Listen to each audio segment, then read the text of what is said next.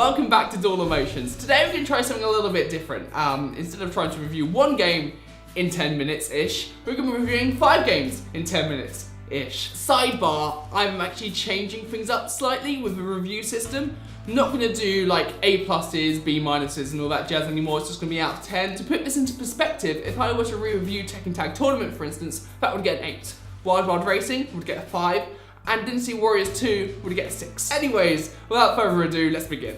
So the first game we're looking at today is Aqua Aqua Wet Trips 2. How it works is, these like tetromino blocks fall from the sky, and you've got to make lakes. And you can then like evaporate the lakes using fireballs, and that's how you get points. And obviously the deeper the lake, with more water in it, the more points you get. Unfortunately, from my perspective, it's just not really executed that well. This game has a bingo mechanic. Basically, your block of land is split into like a bingo board, and if you evaporate different lakes in the quadrants on the bingo map, you can make lines, and then when you get bingo, you get like extra bonus points and power-ups and stuff like that, and that's really, really cool and so necessary in the single player because it's really, really hard.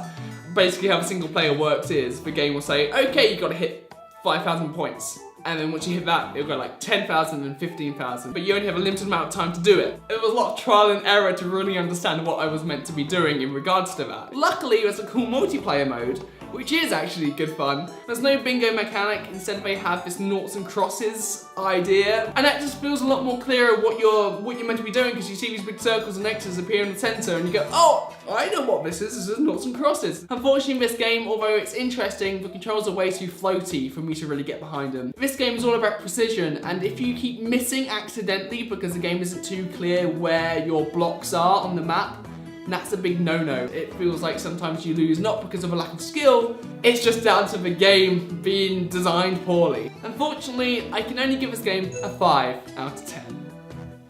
Next up is Scion Scope, which is a really campy arcade shooter. It's pretty dumb, but it's also pretty fun. The missions are really varied, as you play as a sniper who's sent to rescue the president and all his family members, which he seems to have quite a few of. And the boss battles are easily the best part of this game, because although you can kind of beat most of them just by shooting them a bunch, if you're really skilled, like myself, you can actually just beat them by shooting them in the head. It happened rarely, but when it did, I was like, fuck yeah, I'm the cool kid. This game oozes with charm, and that's literally its best selling point, because it really goes all out to try and immerse you into this feeling that you're in a shitty action flick. For instance, a good example of this is that instead of you collecting first aid kits, you hover your scope over attractive ladies and your scope becomes a heart, and the longer you can track them for, the more health you get back. And it just really helps sell the bizarre logic of this game. Outside of the cool story arcade mode, there's not much left for the game to offer you. There's like a Hogan's Alley-esque kind of shooting range. It just lacks the charm which the narrative brings, unfortunately. Other than that, I did really enjoy Silent Scope. It didn't allow me to use my light gun, which was a bit weird, but it allowed me to use my USB mouse, or your PlayStation 2 controller works. So if you have a USB mouse hanging around, Silent Scope, that's the way to go. I give this game 7 out of 10. So Fantavision is Sony's first party puzzle game, so with that in mind I was expecting big things, and it is a fun game. I enjoyed playing it, but it just doesn't have that thing which really grabs you by the scruff of your neck and like pulls you in to beat your high score over and over. The aim of the game is to connect fireworks together in order of colour. When you explode as fireworks, you have to try and make the explosions hit more fireworks to get more points. So there's a lot there to master. But unfortunately, Fantavision kind of has too much going on. With the 6 different types of fireworks, the bonus stage hidden in every level, and making sure you don't miss the fireworks to warrant a game over.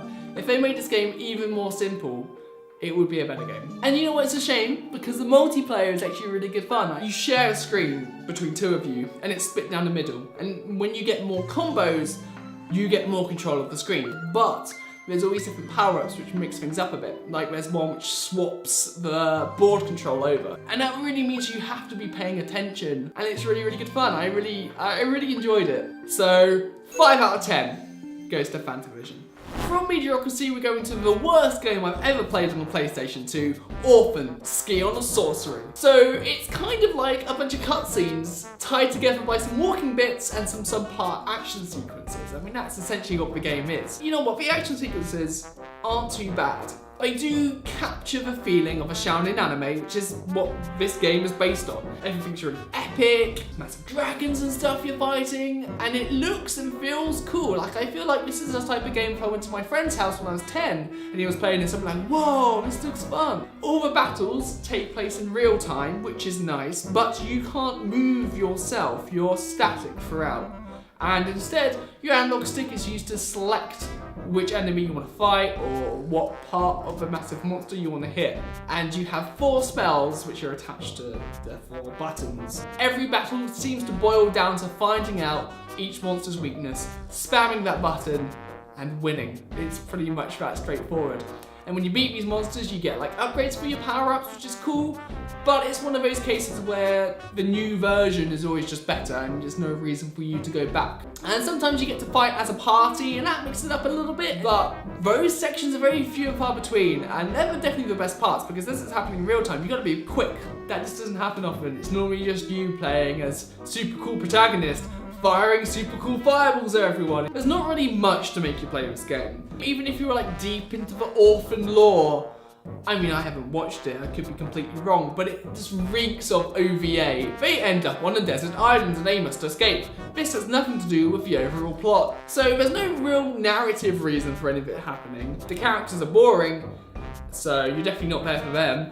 And the gameplay is bad as well, so it's like bad on all fronts. So yeah, Orphen, you get 2 out of 10. That's the worst score I've given anything on Dual Emotions. We'll see how long you get to hold on to that title for. As a kid, I never really played snowboarding games, but even then I can tell you that SSX was the place to be. This is the first in the franchise, but it definitely doesn't disappoint. There's 2 different main modes in single player. There's race, but it's not just a single race, it's kind of like a best of 3. You've got to hit 3rd, 2nd or 1st in 3 different races if you want to get to the end and unlock the next race. I feel like having you do the same race 3 times is kind of a bit repetitive and a little bit frustrating if you keep losing at the same bit. Especially at the beginning when you only have that 1 track, it can really feel like a slog. On the plus side though, show-off mode is a lot of fun. It's all about the tricks you're pulling, but you've also got to do that within a time limit, so it's kind of a good mix between the both because the points actually matter and you've still got to be going fast, so it's just extra elements in play. And then they add these different multipliers which help boost your score, obviously. They're placed in such a way to like kind of show you the fastest route down the mountain, so you feel like you're learning the course and you're progressing. It has that sense of progression so much more than race mode. In SSX's defense, the game is very rewarding. You don't have to come first in these events to unlock stuff. If you come 3rd or 2nd, you still unlock new boards, new skins for your characters, new tricks to add into your trick book. So there's a lot going on, there's a lot to see and do, and you get to carry all of that over into the multiplayer.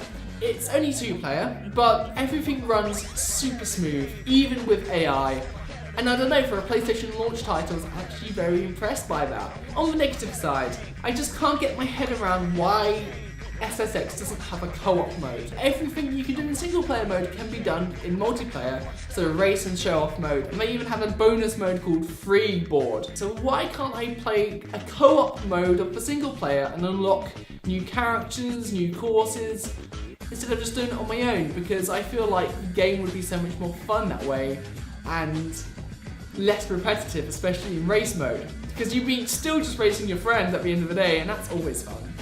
I do have some issues with the controls. I don't know if it's just because I was trying to play the game too much like Tony Hawk's. Like for instance, when you jump at Tony Hawk's, you just go up in the air and you start doing cool tricks. But in this, what direction you're holding when you do the jump will depend how you spin. So if you're accelerating forward and holding down the jump button ready for the jump, and you jump and then you start like flipping forward, you crash loads, or well, I did. Because once I understood that I should not be pressing any buttons while I'm holding down X, and I should only hold down X just before the jump, everything was fine, but it just took that learning curve to get around it. And also, it's really hard to get on the grinding section sometimes, because you have to literally hit the grind at the beginning. You can't just jump onto it bar, as it were. You have to be very precise. And in a snowboarding game where you're going down this mountain super fast, that isn't always easy. Even with that in mind, I did enjoy this game. I feel bad giving it a 6 out of 10. That's how I feel it should be. So 6 out of 10, and hopefully SSX 2 or is it SSX Tricky will be even better.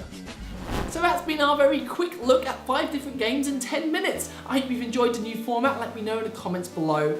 And if you think I've been too harsh, let me know as well. I know some of you left some comments on the Disney Warriors video saying I was too harsh. Let's talk about it. I love to discuss with you what you think about these games.